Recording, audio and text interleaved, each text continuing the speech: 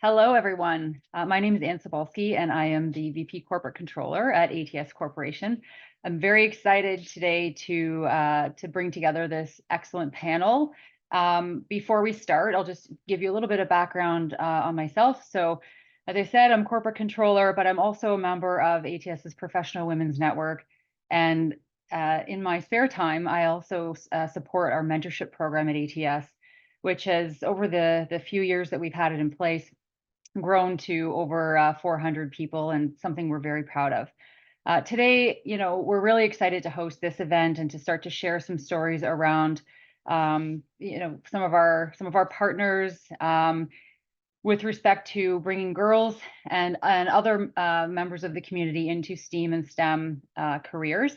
So on the back of Introduce a Girl to Engineering Day, which was on February 22nd, and International Women's Day, we'd like to today spend some time discussing pathways and experiences, and in particular, when it comes to getting girls and women involved in STEM and the trades.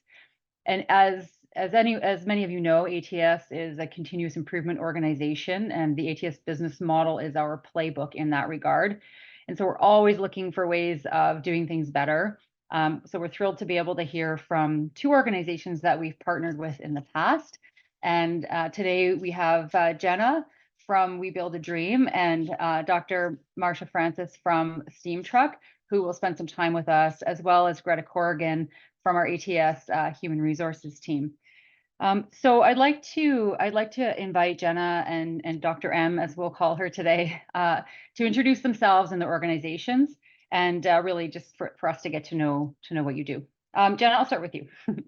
Sounds good. Thanks so much for all of that. I'm really looking forward to today's discussion. My name is Jenna Bosser. I'm our Director of Operations and Culture here at Build a Dream.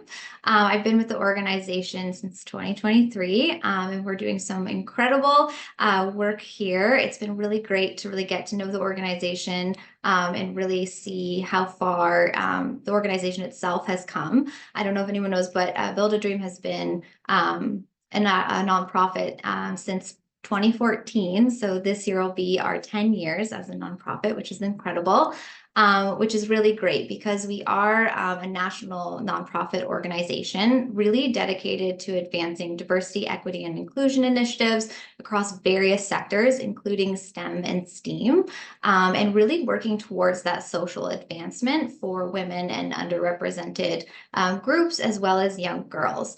So a lot of what we do is collaborating with industry leaders, community figures, businesses to provide opportunities for female students and underrepresented communities to explore these careers, get involved, do a lot of hands-on initiatives, and really start to bridge the gap between industry and students and facilitating awareness and developing that talent pipeline piece. So with our resources and best practices, we really drive diversity and inclusion initiatives and really aim to build a more equitable workforce. That's great. Thank you, Jenna. And just for context, ATS has chosen some charitable partners to work with in the past year, and we've tried to focus in areas where we have a concentration of employees. So We Build a Dream is based out of Canada. And next, I'd like to move to Dr. M, who's based in the US, another area where ATS has significant operations. Thank you. So Dr. Marsha Francis, the Executive Director of STEAM Truck. We are also turning 10 this year. We're based in Metro Atlanta area, Atlanta, Georgia, and we have been working for the past 10 years to connect students with all types of tools that make the world go around. So thinking about old-time shop class, home ec, computer science. We traditionally work with students in grades 3rd through 8th.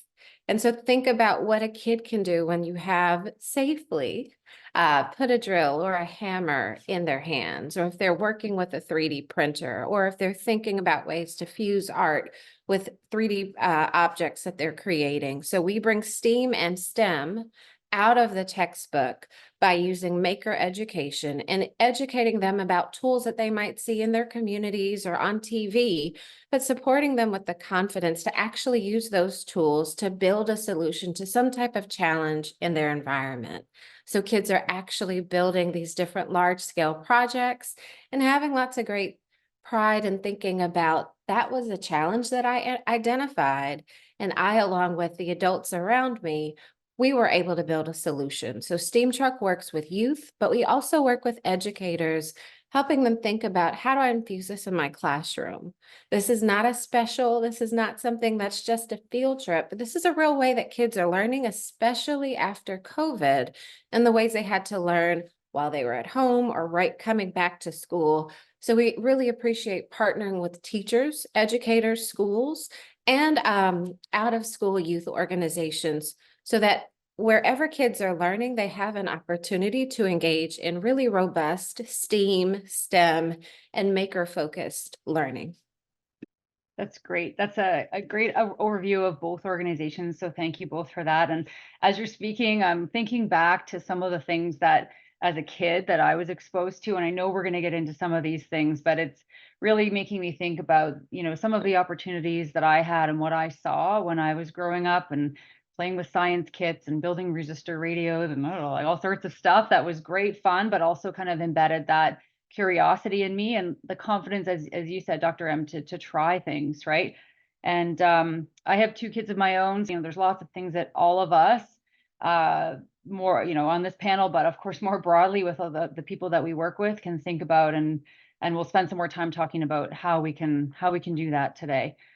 So next, I'd like to ask Greta to introduce herself and really just kind of give us a bit of an overview of the businesses that she's part of within ATS. And then also, Greta, if you could, maybe some insights on if you think about how HR can get involved when somebody's ready for the workforce, but also what role can the HR or businesses play in earlier in someone's journey. So Greta, over to you. Thank you, Anne. My name is Greta Corrigan. I am the HR leader for the ATS Products and Food Technologies business, which is a global organization bringing food from the farm to the table all around the world. I've had the pleasure to support STEM-based industries my entire career, but my interest started much earlier in life from people like those of you on this call who brought me opportunities even in a small town. So when I think about HR as a profession, there is a huge responsibility and opportunity to engage our future workforce many years before they're even thinking about going into the workforce. And it's not just HR professionals. Businesses of all sizes and business leaders in all communities should be thinking about how do I make sure I am part of the community well before I want to introduce them to this position that I want to hire. So there's many ways that we can engage our youth and our families and our communities to do that. Some of the very fun and enjoyable ways that we have done that over the past few years has been judging science fairs, being part of robotics contests at local schools, either as a mentor or as a judge, providing projects for classrooms, going and being a guest speaker. You can really help that students, females, all groups gain practical skills and confidence by providing them opportunities in safe environments in their classrooms and communities to do that.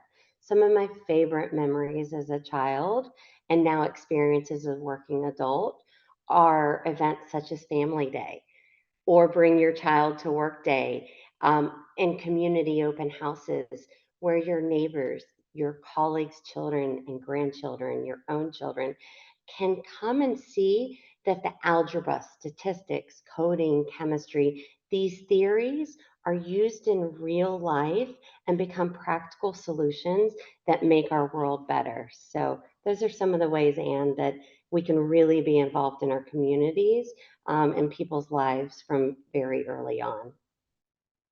That's great. Thank you, Greta. And as you're speaking, I'm thinking about many of the things that I see across our business already taking place. And next, I'd just like to pause and think about some of the things that we are seeing and that our other panelists are seeing around positive change in this space. So what's been changing? And then also on the other side, where do you think the most pressing issues still are relative to getting girls and other groups involved in STEM? So Dr. M, maybe I'll start with you and then we can move to Jenna after that. Sure, sure. I would echo Greta's point around corporate partnerships. I've been executive director of Steam Truck for the past 2 years around the organization since it was about a year old. But I've been really excited to see partnership.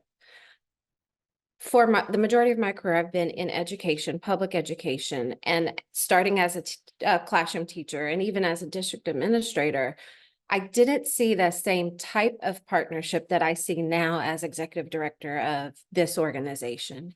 And it's really exciting to see that there is an appetite from our corporate partners and the community to say, hey, this makes sense. Let's talk about workforce development.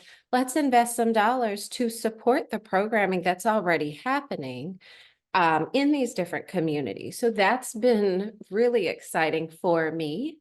I think the opportunity is still kind of supporting educators and helping them see the continuum and the diversity of the careers that are out there. Sometimes, given all the things that are on teachers' plates or principals' plates, we get very tied to textbooks, or we get very tied to what's the career of the day rather than the diversity of STEAM and STEM careers and wealth building middle skilled careers, mid-tech careers. We don't always have those conversations at the levels closest to kids. So we work with 3rd through 8th, thinking about that's where identity development starts. How do we really think about robust partnerships, joyful, exciting, and diverse experiences? So kids are, they can think, hey, it's okay for me as a girl to wear a hard hat. It's okay for me as a girl to pick up a drill. And personally, I'm coming to this work in partnership because when I was a young girl, I wasn't allowed to use these tools. My family's Jamaican. My father was really clear that his boys could use tools and could cut the grass, and then I stayed inside and I cooked. And so part of my mission to carve out a special place for girl-specific programming at Steam Truck is I love to see little girls' faces when they pick up a tool, when they've built something that they're super proud of. And so it's making those connections. So the glimmer is corporate partnerships. The opportunity is still supporting educators to see and connect kids with the diversity of all of the opportunities after 12th grade that don't require a college degree, but it's just an opportunity that we have to expose kids to so they can say, hey, this is something I can do. Even if it's not something that I knew for the past 12 years, I am able to walk into this career. Yeah, that's great. And I think, again, as everyone's speaking, there's so much in all of what you're saying that is making me think about the community and where ATS plays and how we can support. As you may know, every year we publish a sustainability report, and we have a couple of goals around community. One around community engagement, and that's one area where we can continue to provide support, and in particular in this area. So, Jenna, I'll pass over to you, and maybe you can comment also on positive change and opportunities. Yeah, thanks so much. I think that was, such valuable insight. And I think it's a lot of what we're seeing as well in that tried and true statement of early and often. Having those role models, especially women role models and diverse role models, being represented in STEAM and STEM careers really showcases to youth that every job is for everyone. Everything can be possible for everyone, and removing those, barriers to accessibility for them and to really learn and open and broaden their horizons is so important. And as role models in the community, as industry partners, as educators, as parents, these are so important that we do it early and we do it often. And I think that that is really important for this younger generation, and then also meeting them where they're at. Younger generations don't learn the same way that we do. As adults, they don't learn the same way that we do. As the next generation growing up with technology, definitely don't learn the same way that we did when we were children. So meeting them where they're at, getting them engaged, getting them interested is going to be so important. And I'm not sure if anyone's had a chance to witness our Dreamer Day event, but that is one really particular program that we're very, very proud of and really excited about, because it gets the young women so engaged. It's really tailored to the way that they want to learn and the way that they want to engage, and it gets them excited to get out there and learn and try new things. And we make sure that we have activity stations that are really tailored to the things that they like, so that they feel more comfortable and they feel like they have this safe space to explore, because that's so important for them to get out of their comfort zone, to feel like they have this really safe space to do that. And I think the effort is working. I think that that is definitely something that we're seeing. I know that there's been a 31% growth in the number of women in STEAM and STEM in the workforce, which is a lot of progress in attracting and really retaining this female talent. And despite that, there's still going to be challenges, and there are still going to be things that we need to continue to do to grow these spaces and really help create even more impact moving forward. Yeah, no, that's really great. And Jenna, I was just laughing to myself as you were speaking. I feel like my entire house is an activity station. So but when my daughter was maybe 2 or 3, we bought her some magnetic connecting tiles to build things out of. And then I asked my husband, could we needed to add to the collection. So we have 2 sets, and she's played with them and our son plays with them. And, it's just as you're both speaking about starting earlier and creating that interest. And then you sort of figure out what works for each person and each child, and based on where they're coming from. So, I mean, I think the work that both of your organizations are doing, along with the partnerships that you talk about, really is starting to move the needle. Greta, I'd like to get your thoughts on anything that you heard from our panelists that you'd like to add to, or that really stands out for you.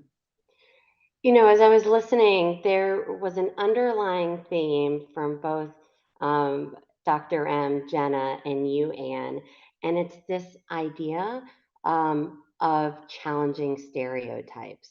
So, Anne, the toys you talked about weren't boy toys or girls' toys. They're for everyone. And Dr. M, you grew up in an environment where there were stereotypical men's work and women's work. That idea starts very young in life. So, as educators, as businesses, helping challenge those stereotypes. And then as business leaders, we can't stop that work. Always challenging the stereotypes and making sure that the people know that anyone can do anything. It doesn't matter your background.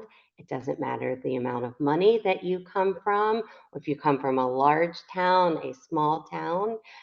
It's about being around people, or at least having 1 or 2 people that believe in you, or 1 or 2 people that you can look up to through these organization and role models to give you the energy and just grit to grind through and maybe be the first to do that, whether it's in your community, in your family. Yeah, that's great. And I really appreciate you kind of honing in on some of those themes, because I think those are really important to advancing this discussion. I'm just happy thinking about my magnetic tiles. I might go play with them later. I'm still a kid at heart, and it's actually one of the joys of having children of my own now, and letting them explore and try different things. So I'd like to, Jenna, you talked about some of the things that your organization does, and with the We Build a Dream Day. What are some effective strategies? We've talked about a few of them here, but really around breaking down some of those stereotypes that that maybe Dr. M experienced or many of us have experienced and biases that may kind of discourage girls from pursuing STEM careers? Yeah, thanks so much. I definitely want to start this conversation with an interesting statistic because I think this really echoes a lot of what Dr. M and Greta said as well.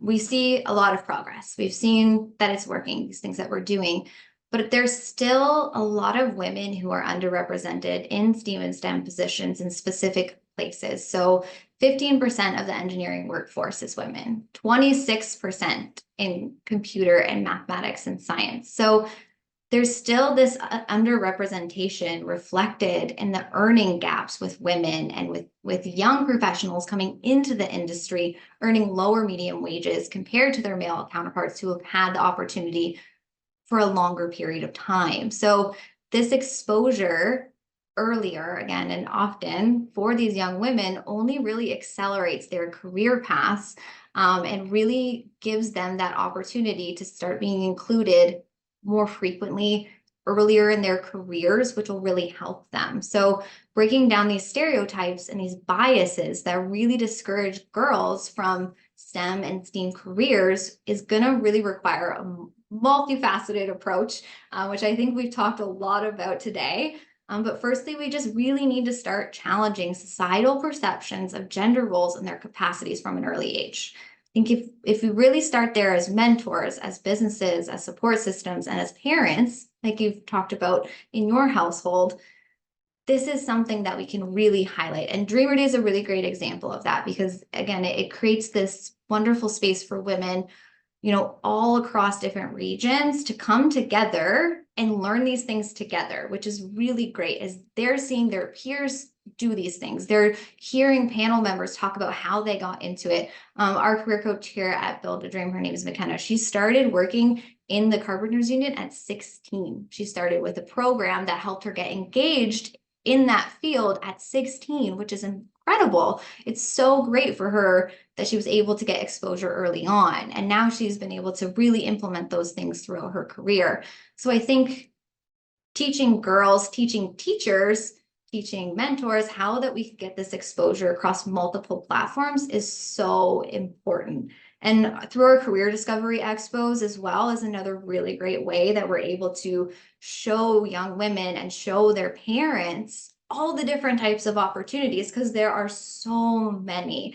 And we've seen through different programmings, such as our Millwright program that we just launched as well, that recruitment itself wasn't the issue. We were able to get lots of applicants to this program. They were excited. They wanted to be a part of it. They want to really, really engage. We just have to provide them the space to do it because it hasn't always been offered to them. So it's really making sure that we as a support system in the community, as employers, as industries, as parents, really start to highlight these spaces for them because they want it. They really do.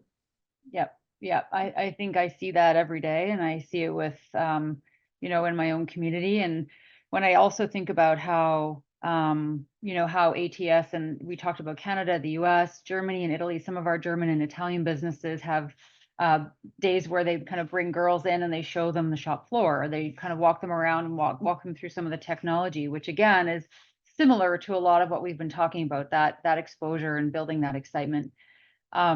So Dr. M, we've been talking a lot about that current early engagement and maybe, just the broader community. So is there anything you'd like to add on to what Jenna said about how specifically the community can support this growth and excitement? And, you can build in some examples from your own organization on how best to do that. So if you could do that, that'd be great. Sure. A point that Jenna made around the apprenticeship programs or the program that the 16-year-old was able to experience, that's something that is becoming a bit more of a thing in Georgia. I know lots of schools, even in Georgia, starting at middle school, there's the the CTAE, career technology education. And so kids are already starting to think about careers or get that exposure, or partnering around work-based learning opportunities and having corporations say, hey, here's a kid that's doing, I guess we used to call it a co-op. So they're spending some time at a business after they've done their high school classes. And so seeing the business or multiple businesses can be really helpful for kids. Thinking about partnering. Atlanta has so many nonprofits, and there's a lot of girl-specific nonprofits in Atlanta. And so in some spaces, I've encouraged professionals, STEAM and STEM professionals, while you don't have to start a nonprofit, carve out some time in your schedule where you can partner with one of these nonprofits, mentor a girl, bring your career to them and just talk about, hey, this is what I do in my everyday. Or build a relationship with a young woman that's interested in STEAM and STEM, because sometimes those girls may not have that same person in their homes to have those types of conversations with them. They may not have that representative at the school level, but because Atlanta has so many professionals in this environment and any other community, making that connection of it doesn't have to be every day or every week, but carving out some time to build some connections with these nonprofits to have conversations that kind of open the door or allow for a peek through the window of what might this career look like. And then also possibly being really honest about what are some of the challenges that you're experiencing as a professional? What are some things that you could do differently as you go forward? Steam Truck has done a lot of partnering with women professionals for some of our girl-specific programming and just giving that opportunity to get girls closer to people in these phenomenal careers so that they can hear, hey, what works? What were challenges? What should I be on the lookout for? And how do I think about advocating for myself as I move into these types of careers in these different spaces? So we work, Steam Truck specifically works a lot around representation, making sure that we're not just thinking about someone that's 50 plus years and very successful deep into their career, but a near peer. What does it look like to connect a girl with someone getting ready to graduate college or someone finishing up a certificate that can really say 2 years from now, this is what you can do to step into this career. 4 years from now, this is what you can do. Oftentimes, we sometimes give a example that's just too far away for girls, people to say, hey, I can do that. We got to shorten the time to see what are the steps I could take to do well in that role, or just to get my foot in the door. And also being okay with the pivot. Even if I go into this and it's not for me, what's something similar that I could explore that's not going to add 7 more years of education to my life if I choose not to do that? If I choose to, that's okay. But just again, thinking about exposure, diversity, and the near peer representation of someone in that field. Yeah, I think that's great. And I really like the idea around just making it real by creating something that's a little closer to where they're at, and creating choices and options, right? So while I may have started off on one path, it's okay if I end up going down a different path, and really just kind of that curiosity and confidence to carry on and try something else is really important. So that was great. Greta, I would like you to maybe comment. I know you spoke a little bit off the top about, where you see opportunities for HR and businesses, and we've talked today a lot about partnership. Maybe speak a little bit about what you see ATS doing to partner. We work with these great organizations, but beyond that, there's other things that we do and can continue to do. So you can comment on some of those things. That would help, I think, to advance a discussion around how businesses can really play a strong role in this, and then we can move to closing comments. Thanks, Anne. It really starts with the community. And it's not, it, we want to be involved with the STEAM and STEM initiatives, but it's at the schools. It is showing up to the community events where we're working maybe at a food bank. It is being out in the community, being part of the community so that when they see you in the classroom or see you speaking at a local college, they're already familiar. One of the things too that as I was listening to Dr. M speak, we focused a lot about individuals and youth coming into the workforce, but we can't forget about women who have left the workforce and are coming back. We saw that a lot during COVID. And one of the best places that we've started to discover to find excellent talent are the women who left the workforce during COVID for a variety of reasons and are coming back. So connecting with those organizations and making sure that that population is not forgotten is a great way to continue to advance our goals and our commitment to having a very diverse workforce. Yeah, that's great. Thanks, Greta. And I know we have some examples of that ourselves. And maybe Jenna and Dr. M, if there's anything you'd like to comment on from Greta's comment there, feel free. And then I have a few more questions for you at the end of our discussion here.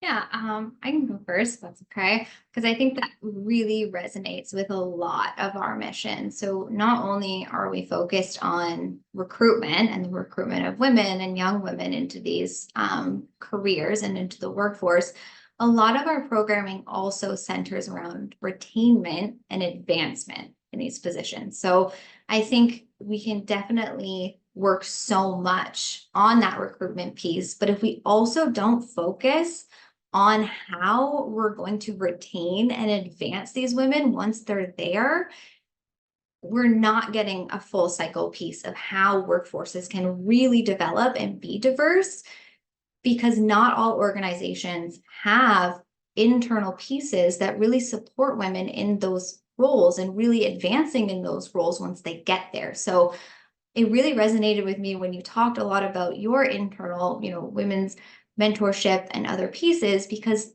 programs like that and connecting with partners like our nonprofit who works with industry partners on these pieces can really help them not only come in but stay. And I think in the workforce and the labor market we're in right now, a lot of industry partners can relate to the hurt when we lose good talent so often, and how can we prevent that from happening in the future? And it starts with this. Yeah, that's great. Dr. M? I don't really have anything to add. I think Greta and Jenna nailed it. Considering retention, it's not just about recruitment, it's also about retention. So Yeah. nothing more to add. So just kind of coming to the end of our discussion, maybe Dr. M, I'll come back to you then. If you think about advice that you would give to, a young person or a young girl in the sort of 8 to 12-year-old range who wants to go down a STEM path, maybe even hasn't thought about it, but is concerned about how they'd fit in or where to start, what would your advice be to them? Yeah, good question. Sometimes when I'm talking to young girls, I like to ask, not necessarily what do you want to be when you grow up, but what's a problem you'd like to solve when you grow up, now, when you grow up, etc. And so thinking about connecting it to the lives that young people live, girls live, and then saying, okay, it's really important to help solve problems in your community. And in order to do hard things, what are the other things we want to build into our lives to keep us healthy and happy and in that place? So by building community, by having great mentors, good friends, robust relationships with your family, that gives you a little bit more oomph to stay in it when things get challenging. By having great hobbies, by having good exercise, going on a girl walk, whatever you call it, those are the things. A full, rich life can help you stay in when the field can feel challenging.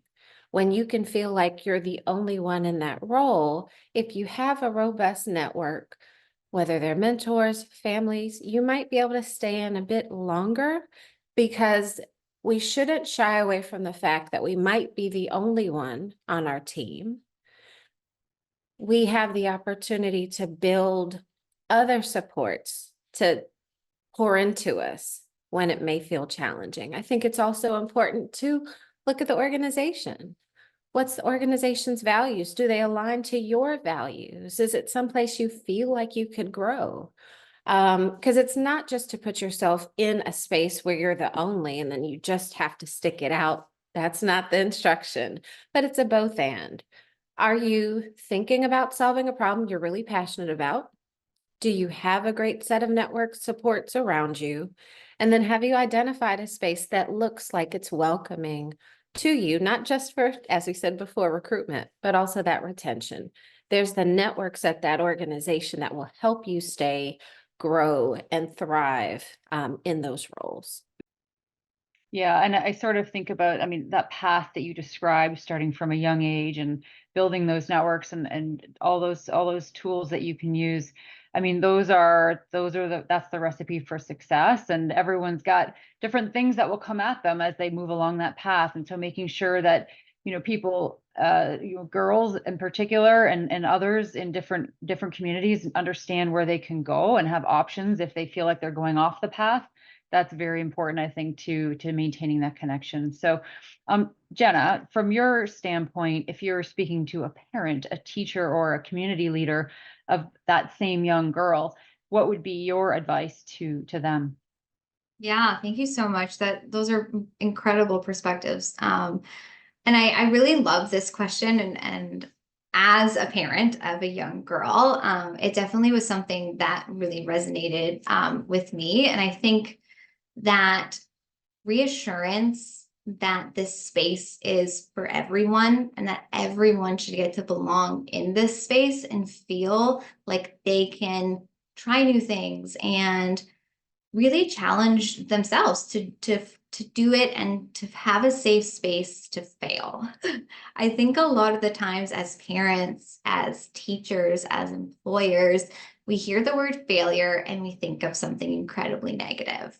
And if we really change the lens of which we look at failure as you can go and try anything in this world and do it to the best of your abilities or just for fun. And if you fail, that's okay.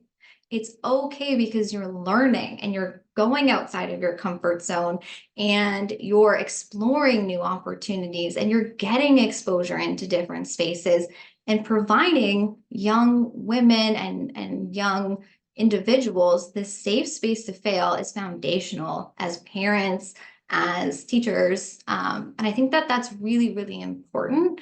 That's definitely advice that I would, open and give to parents and a lot of these community pieces, because I think as young people, you really want to succeed and you really want to do your best, but having that opposite space is just as valuable as those successful moments. So I think that really will follow this generation if we can incorporate that into being really resilient in these spaces, like Dr. M talked about. If you are the only one, how can we, help that person early on build resiliency so that they can continue and push these boundaries when they get into those spaces? Yeah, that's great. And I'm very honored and privileged to work with many fabulous women. I started off with an interest in science and then became an accountant. So, but many fabulous women at ATS who are, in the tech space. They're innovating, they're every day, they're working on new solutions to serve our customers in a different way. And they, in some cases, were the first, and in some cases still are. And really, to have this conversation today is extremely inspiring to see how we can bring along, the next generation of those girls and leaders who are going to take our places in a few years. So just in closing, I'd like to give Jenna and Dr. M a couple of minutes, maybe 1 minute each, to comment on maybe anything you'd like to upcoming initiatives that are happening within your organizations, and anything else you'd like to share with the audience about your work. Dr. M, we'll go to you first. Sure. We have a busy spring and summer ahead of us. We are excited to do STEAM Truck Saturdays. So if you're in the Atlanta area, it is time for families to come and learn STEAM, STEM, building, design thinking alongside their kids. We think it's important for parents to also, or guardians to also learn alongside their young people so they can carry that conversation back home to the dinner table or the kitchen table or wherever they are. And we're also doing a teacher conference, an educator empowerment conference in June, to connect teachers, educators with the different fields of STEAM, some STEAM professionals in the area, and help them think about, hey, as I go back to my classroom in August, how can I embed some of these careers, some of these learning opportunities into my own classroom so our kids can be educated on what's not, again, not the career of tomorrow, but the career of today. So we're really excited about that. Got a lot of work on that. Check out our website, steamtruck.org, www.steamtruck.org. So That's excited great. to be here today. Yeah, no, thank you very much. Jenna? Yeah, thanks so much. I definitely want to highlight one of our flagship events, which is our Career Discovery Expos that are held across Canada. This is a really great platform for girls to explore diverse career paths.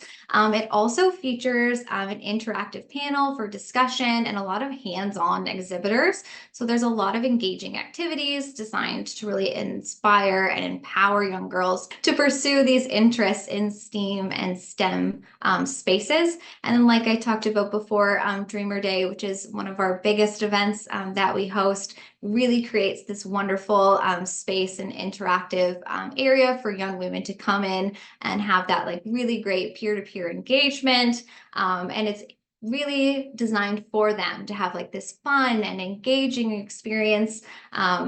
And it's going to be taking place this year in Toronto on October 22nd. So we're so excited for the organization to really highlight that space. And it'll be followed up by one of our other wonderful events, which is our Your Hired Roadshow, which will have around 3,000 apprentices attending all of our 6 roadshows across Canada to help them find employment in the skilled trades in that next step of their careers. That's great. Thank you both for that overview of your upcoming events and just to help us to get to know a little bit more about the day-to-day work that you both do with your organizations. So as we wrap up today, I just really like to thank our 3 panelists. Dr. M, we agreed on that up front. I really like that. It's been fun. Jenna and Greta for taking time to join us today. We will share this video on LinkedIn, and we'll share links to both the STEAM Truck and We Build a Dream websites. For ATS, we would just encourage everyone to follow us on LinkedIn as well, and of course watch our careers page for opportunities in many of the spaces that we've talked about today. I know I really found this discussion to be very insightful, thought-provoking, and I hope that everyone watching feels the same. And if I just pause and think about, the opportunities that are available now through the work of many amazing individuals and groups, some of whom I have the privilege of working with every day, I really feel a sense of optimism, and I felt that very much through our discussion today. So thank you for that. We know there's still change needed in many areas, and I think our panelists have highlighted that very well for us today with some of the examples. Sometimes change happens slowly, and I know in some days it might feel like it's too slowly, but really there's a growing movement of individuals who are, thinking about how to move ahead in this space and create opportunities for people. So I'm really pleased to have been part of this discussion today and happy to be working as part of an organization that has commitments in this area. And I hope everyone watching will stop and pause and consider how they can support this change with some of the recommendations and ideas we've heard from our panelists today. So thank you, everyone. Thank you, Jenna. Thank you, Dr. M. Thank you, Greta. And hope everyone has a great day. Thanks so much. Thank you.